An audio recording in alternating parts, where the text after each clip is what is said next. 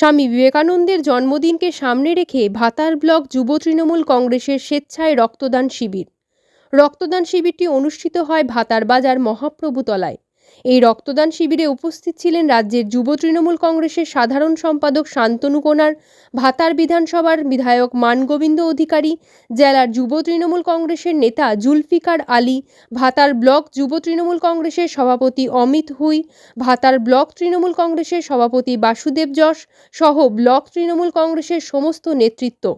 এদিন রক্তদান শিবিরে স্বেচ্ছায় 70 থেকে 80 জন রক্তদাতা রক্তদান করেন। এই রক্ত তুলে দেওয়া হয় বর্ধমান মেডিকেল কলেজের হাতে। বিধায়ক যুবক সম্প্রদায়কে স্বামী বিবেকানন্দের আদর্শ মেনে চলার বার্তাও দেন।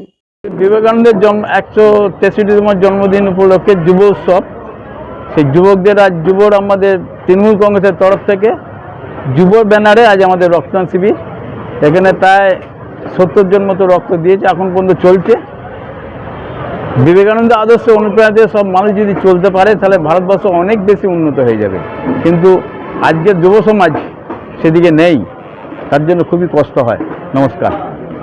স্বামীজির প্রতিকৃতিতে মাল্যদান এবং তার পরবর্তীতে রক্তদান শিবির, এবং প্রত্যেকটি আমাদের মাননীয় বিধায়ক মানগোবিন্দ অধিকারী মহাশয় এবং রাজ্য তৃণমূল যুব কংগ্রেসের সাধারণ সম্পাদক শান্তনু কুনার মহাশয়ের নির্দেশে অনুষ্ঠিত হচ্ছে। এবং ভাতার ব্লকে প্রত্যেকটি অঞ্চল থেকে শুধুমাত্র যুবকরা আজকে রক্তদান করেছেন, যুব সম্প্রদায় আজকে রক্তদান করেছেন, এবং সেই রক্তদানের মাধ্যমে আমাদের রক্তদান শিবিরে অলরেডি আমরা 80 ওভার করে গেছি, এবং হয়তো কিছুক্ষণের মধ্যে 100 জনের রক্তদান আমরা শেষ করে ফেলব। তো এটাই আমাদের মূল লক্ষ্য ছিল যে যুবকদের উদ্দেশ্যে কি বার্তা দেবেন এই মঞ্চ থেকে?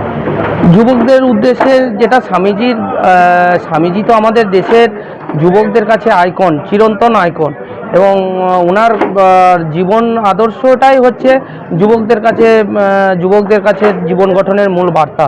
উনি যেভাবে জীবনযাপন করেছেন এবং উনি যেভাবে ভারতবর্ষ গঠনের কথা বলেছেন, সেটাই হচ্ছে যুবকদের কাছে সবথেকে অনুপ্রেরণার বিষয়।